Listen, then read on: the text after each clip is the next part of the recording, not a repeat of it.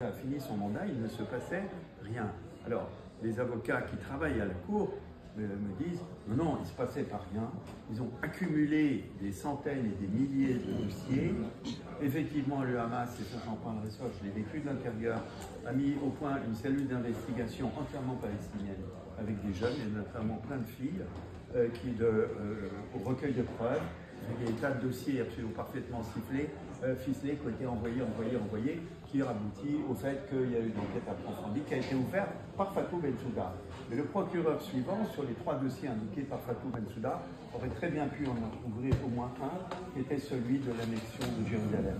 Parce que là, il n'y avait pas besoin d'enquêter sur place, il y avait la loi État-nation, il y avait toutes les... Voilà, Fatou Bensouda, pour certains avocats, plutôt Karim Khan, quand il a été élu ou nommé procureur, s'était juré de ne jamais ouvrir le débat. Et là, il y a été forcé par les événements, forcé par la Cour internationale de justice, et ça rehausse sa position. Évidemment, tout le monde le regrette parce que c'est milliers et milliers d'enfants, mais bon, en tout cas, l'histoire a avancé quand même grâce à lui.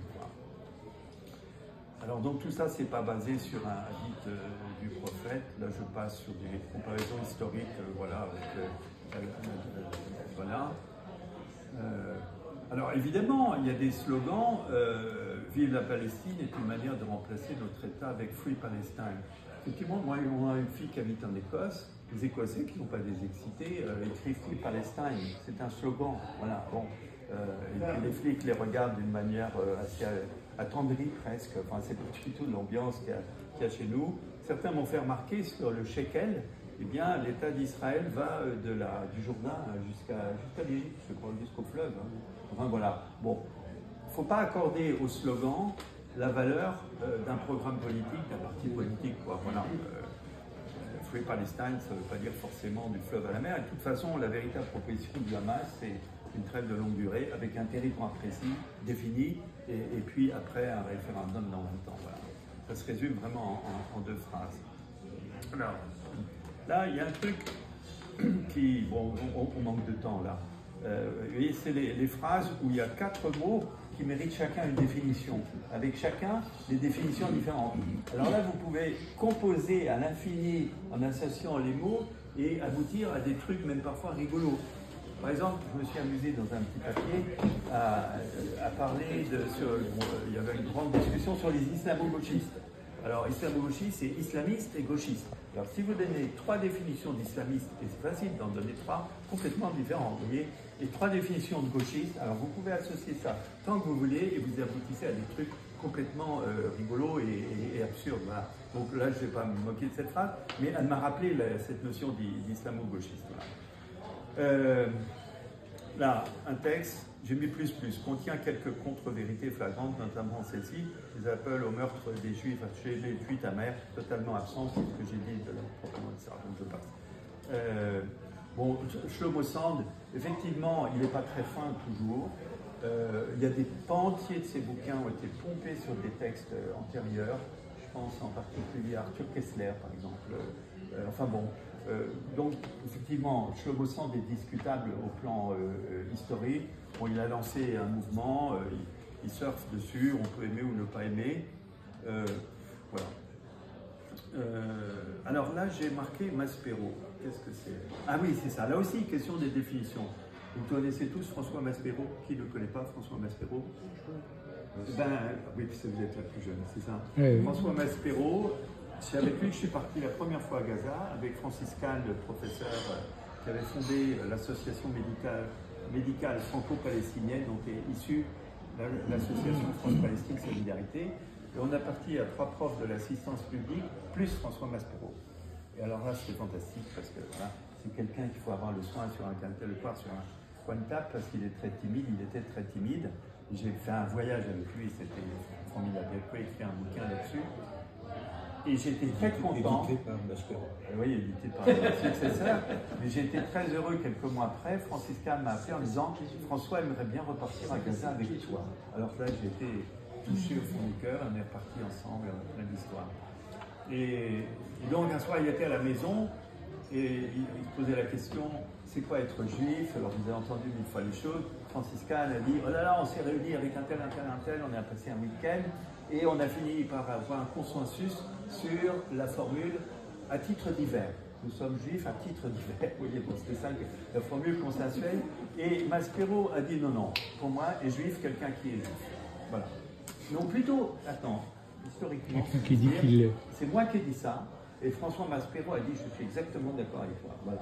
Donc, voilà.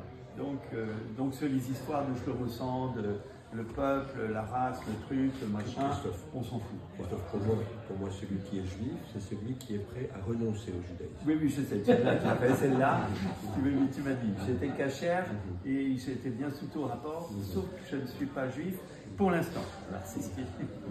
Voilà. Bon, je passe et je termine. Voilà.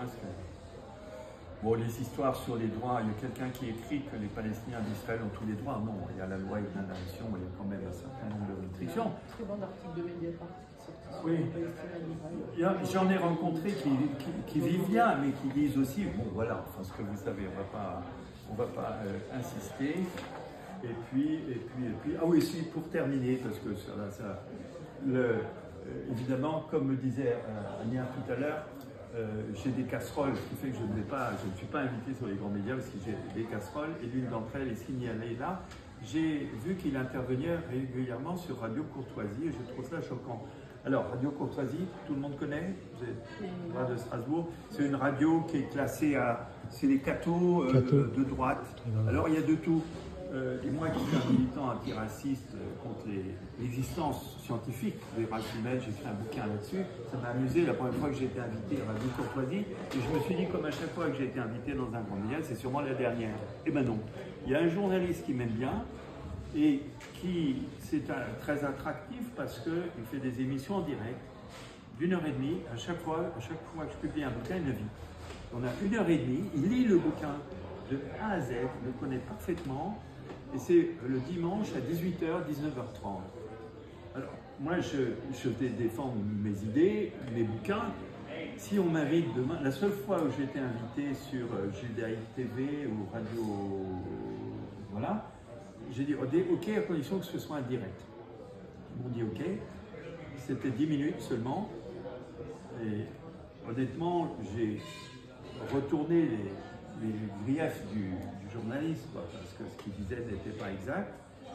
Ils l'ont jamais passé, c'était pas un direct. Voilà. Mais si on m'invite demain, je rêve qu'on m'invite demain pour un temps long, même surtout avec des contradicteurs et des contradictrices, justement pour démontrer les idées préconçues, fausses ou inconscientes. Tout ça, c'est pour répondre à elle a proposé pour la rédaction internationale il y a 3 jours. Oui.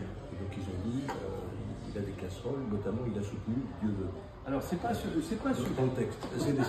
En réalité, la réalité est pire, c'est Dieudonné qui m'a soutenu. Oui. Voilà. C'est ce que j'ai rappelé dans l'introduction par rapport à Euro-Palestine.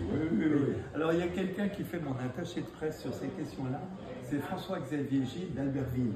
Parce que dans mon tour de France, j'ai fait entre 30 et 40 conférences depuis le 7 octobre. Et il y a un petit village du fond des Alpes où le maire a pondu un arrêté d'interdiction de ma conférence. Et François-Xavier Gilles a fait une espèce de recension de mon caractère cachère. Tu dois être dedans peut-être, j'en sais rien. Et alors quand il y a un genre CNT qui proteste ou je sais pas quoi, il envoie le dossier et puis voilà.